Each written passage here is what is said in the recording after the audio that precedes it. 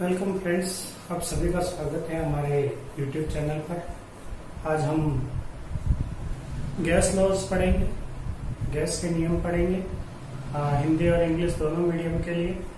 तो ऐसा है कि गैस के लॉज जो हैं वो बहुत सारे बच्चे कंफ्यूज होते हैं। तो उस कंफ्यूजन को दूर करने के लिए हम थोड़ा सा इसको शॉर्ट ट्रिक के बेसिस पे या ट्रिक के बेसिस पे याद करने की कोशिश करेंगे।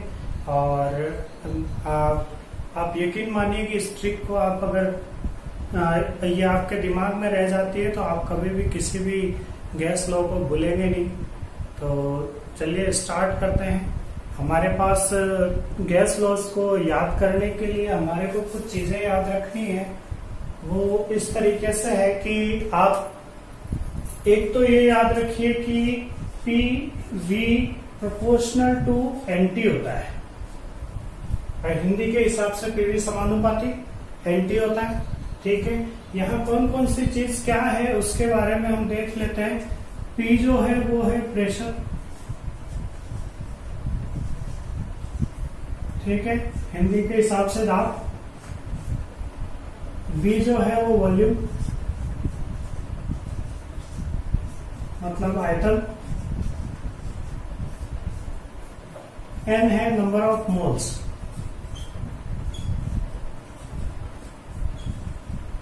ठीक है, मोलों की संख्या।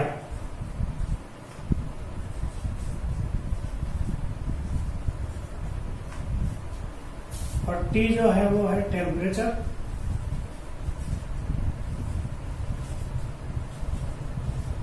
मतलब ताप या तापमान। ठीक है, इस तरीके से आपको ये कुछ एक तो ये चीज याद रखनी है। आपको जो चीजें याद रखनी है वो याद रखनी है। First PV proportional to NT होता है, ठीक है। ये बाद में हम निकालेंगे कैसे होता है, लेकिन हमारे को क्या है कि गैस लॉज याद करने हैं, इसलिए हम थोड़ा सा इसको पहले से ही मान के चल रहे हैं कि पीवी प्रोपोर्शनल टू एनटी होता है। ठीक है, दूसरी चीज जो हमारे को याद रखनी है वो एक लाइन याद रखनी है। ठीक है, वो लाइन जो है वो इस तरीके से है, बेटा तेरी कार पुरानी, गांव वाले आधे पागल।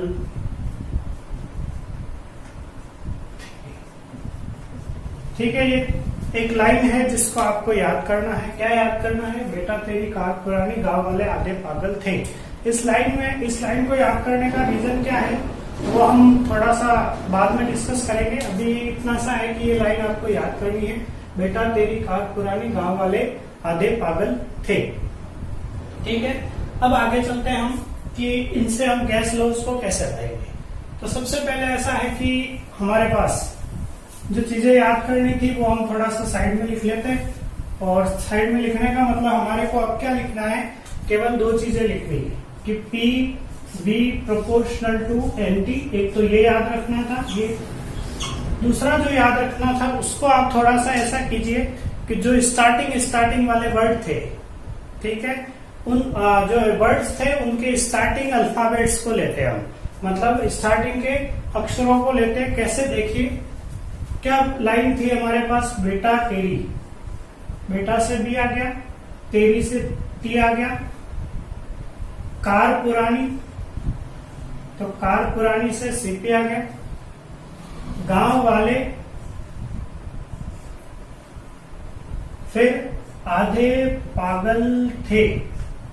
तो ये चीज आपको याद करनी थी। दो ही चीजें याद करनी, इन दोनों चीजों से आपकी सारी चीजें सॉल्व हो जाएगी।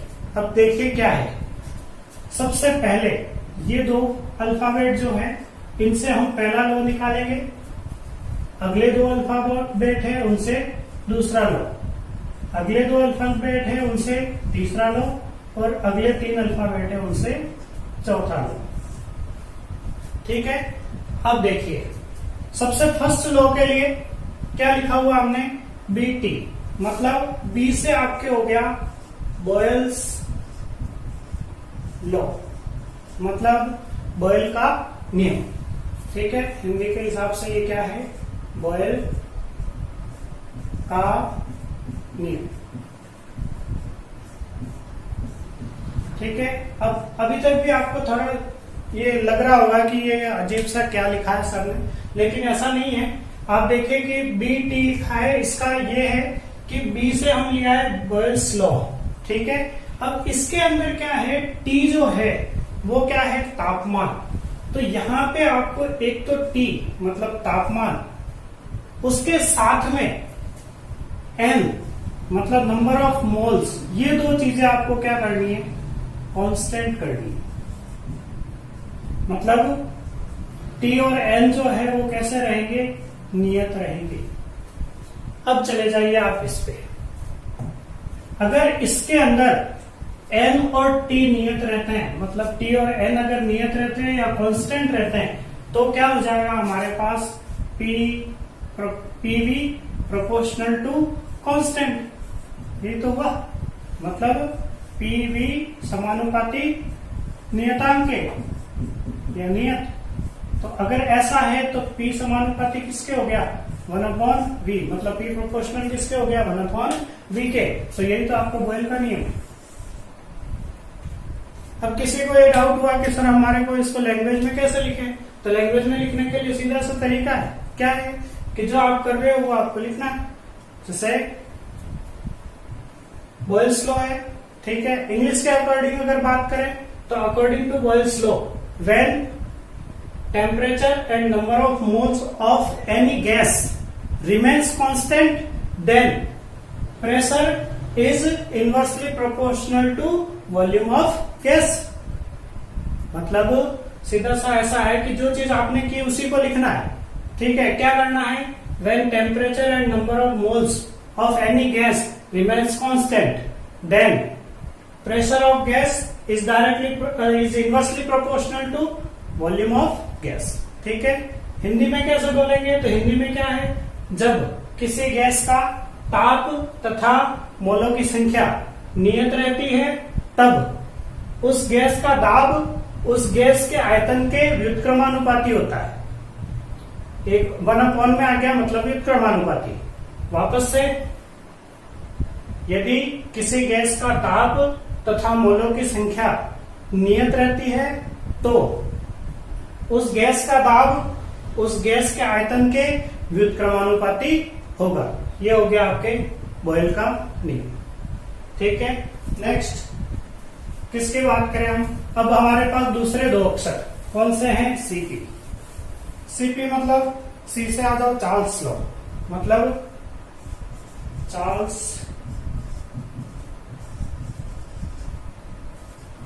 ठीक है, चार्ल्स का नियम।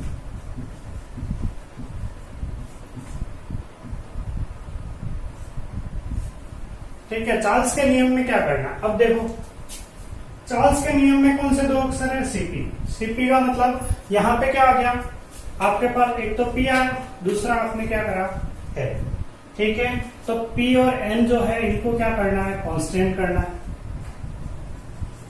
ठीक है। मतलब ये दोनों कैसे रहेंगे, नियत रहेंगे।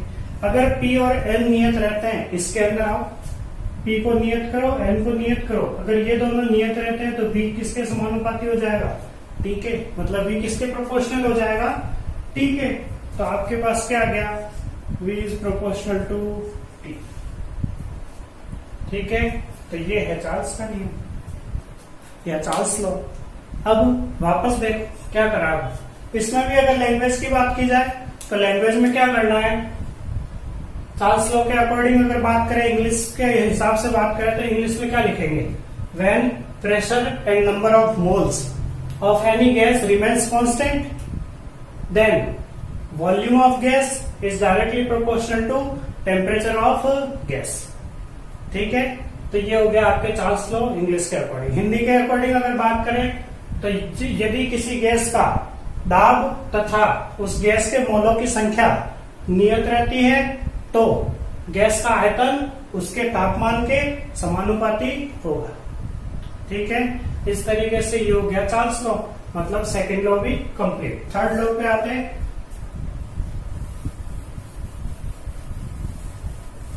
थर्ड लॉ कौन सा है, GV, मतलब गैल-लुसाइक्स लॉ।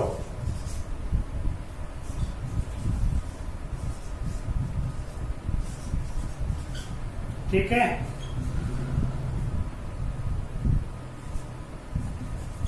गैलुसेक का नियम,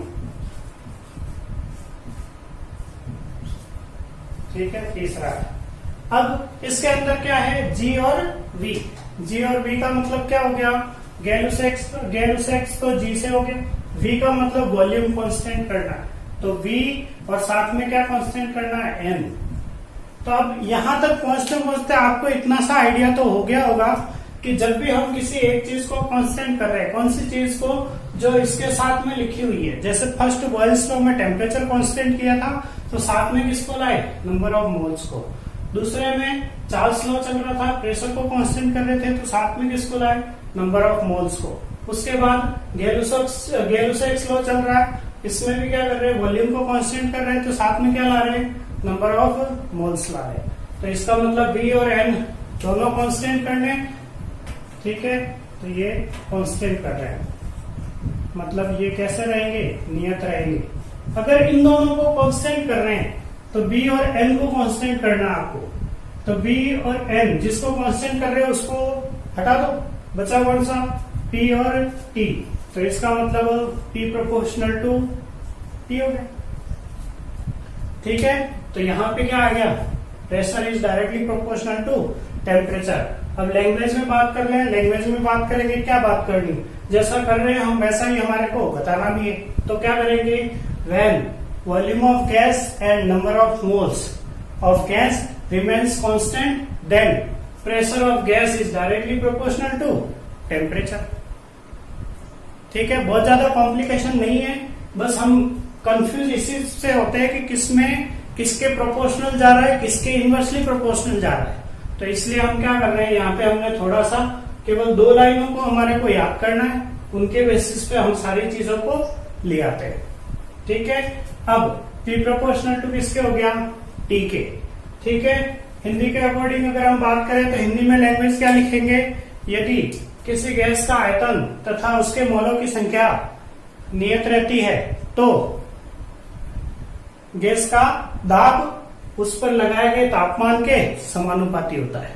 ठीक है, और इतना नहीं भी बोलोगे तो गैस का दाब तापमान के समानुपाती होता है, डायरेक्ट इतना भी बोलोगे तो आपके चल जाएगा। ठीक है, पहले लैंग्वेज लिखने के बाद आप गणितीय मैथमेटिकल फॉर्म में लिखोगे, मतलब गणितीय रूप में लिखोगे, तो ये चीजें उसके नीचे आ जाएगी। P proportional to T last तक लाना है आपको इस तरीके से। ये हो गया आपके गैलुसेक्स लॉ। ठीक है, उसके बाद 4th आते हैं हम अवोगाद्रो पे, मतलब एपीटी वाले पे।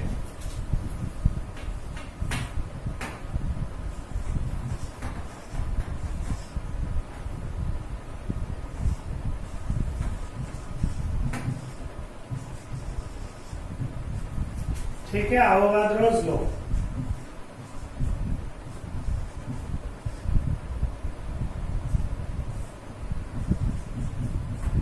अवोगाद्रो का नियम।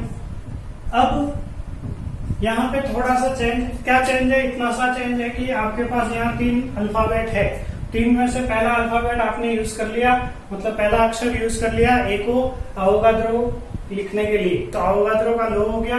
दूसरे 2 अल्फाबेट जो हैं वो किसको रिप्रेजेंट कर रहे हैं, पी प्रेशर को रिप्रेजेंट करेगा, टी टेम्परेचर को रिप्रेजेंट करेगा, मतलब पी दाब को और टी तापमान को।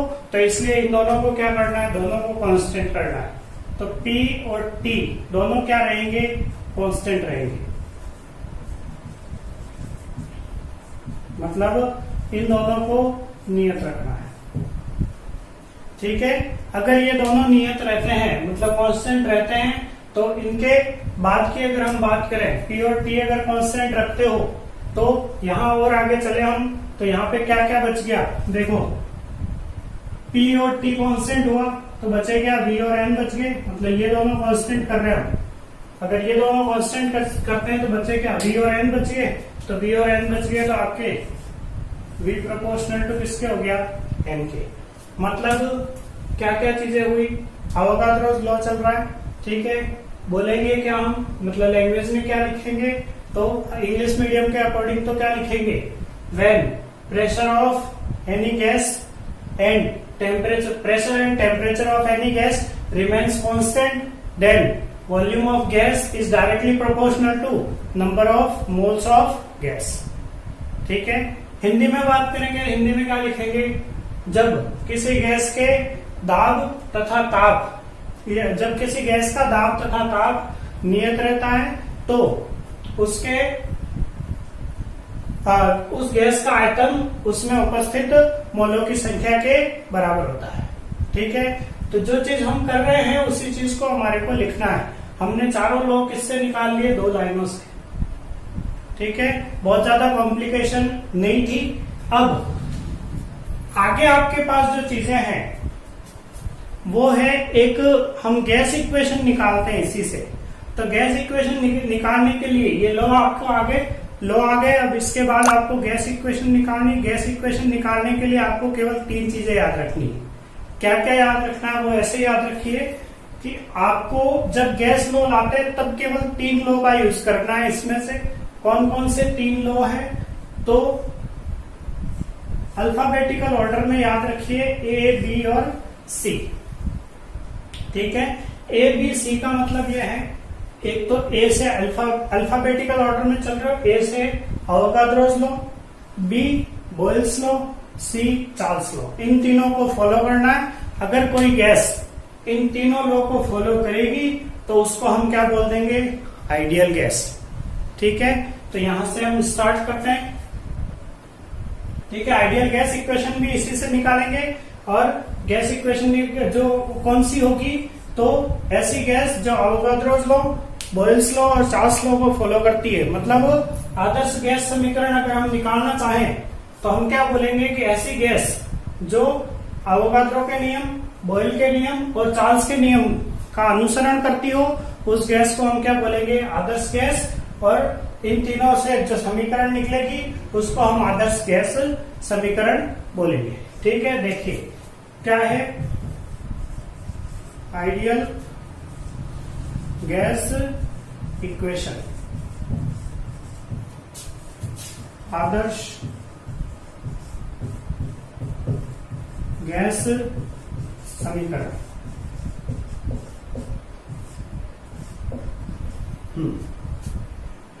आगे चलते हैं। तो ऐसा है, आइडियल गैस इक्वेशन मतलब आदर्श गैस समीकरण अगर हम निकालना चाह रहे हैं तो हमने पहले ही बात करी कि ऐसी गैस जो क्या करनी चाहिए? अवोगाद्रोस लॉ, बॉयल्स लॉ और चार्ल्स लॉ को फॉलो करनी चाहिए। मतलब अवोगाद्रो का नियम, बॉयल के नियम और चार्ल्स के नियम का अनुसरण करने वाली गैस जो होगी वो आदर्श गैस होगी। अब अवोगाद्रोस लॉ के अकॉर्डिंग क्या बात करते थे? प्रेशर टेम्परेचर कांस्टेंट करो तो बी प्रोपोर्शनल टू किसके आता है? एन के। तो अवोगाद्रो के अकॉर्डिंग क्या होता है? अवोगाद्रो के अकॉर्डिंग क्या होता है? अवोगाद्रो के according B proportional to N होता है। ठीक है, दूसरी बात बॉयल्स लॉ, बॉयल। तो बॉयल के अकॉर्डिंग वापस यहीं आ जाओ। अगर नहीं पुराना भूल चुके हो तो भी यहीं आ जाओ। क्या है? बॉयल के अकॉर्डिंग टी कांस्टेंट रखना है, टी के साथ में एन कांस्टेंट रखना है। दोनों कांस्टेंट रखते हो, ये दोनों कांस्टेंट हो गए तो PV directly proportional to constant. और अगर ऐसा होता है तो बी को कहां भेजोगे? नीचे। तो हमारे को क्या करना है कि बी सब एक तरफ लाने। तो ऐसे टाइम पे बी को यहां रहने दो, पी को भेज दो। तो क्या बनती इक्वेशन? B proportional to 1/। ठीक है, तीसरा चार्ल्स भी यहां लिखा हुआ नहीं है। बिना पुराने में जाने की बजाय यहां से देख लो। चार्ल्स वाले में क्या करते हैं? पी कांस्टेंट रखते हैं, पी के साथ में एन कांस्टेंट रखना है। तो पी और एन दोनों कांस्टेंट रखने हैं। B directly proportional to T. तो क्या आ गया? B directly proportional to T. सबको इक्वेशन डाल दो। Equation first, equation 2, equation 3। मतलब समीकरण 1, समीकरण 2, समीकरण 3। आ जाओ इन तीनों से। ठीक है, अब इसके आगे और तो यहाँ पे 1, 2, 3 समीकरण से अगर चल रहे हो तो तीनों समीकरणों को अगर ऐसे लिखोगे तो बी एक तरफ रह गया, तो ये बी। दूसरी तरफ क्या बच गया? क्या बच गया?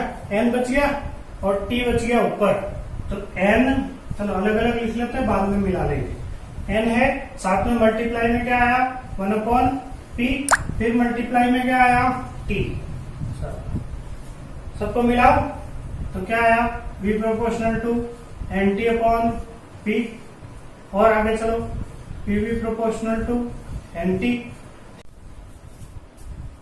क्या आ गया, PV proportional to NT।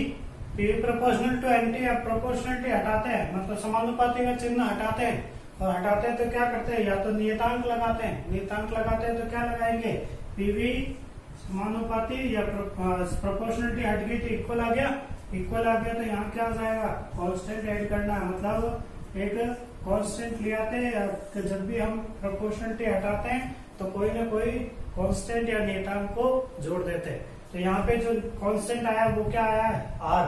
R जो है उसको नया नाम दिया गया, क्या नाम है R का, क्या R जो है वो क्या है, गैस कांस्टेंट है।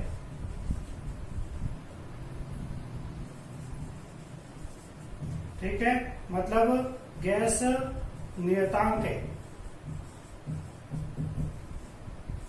ठीक है, तो ये इस तरीके से बहुत इजी चीज है।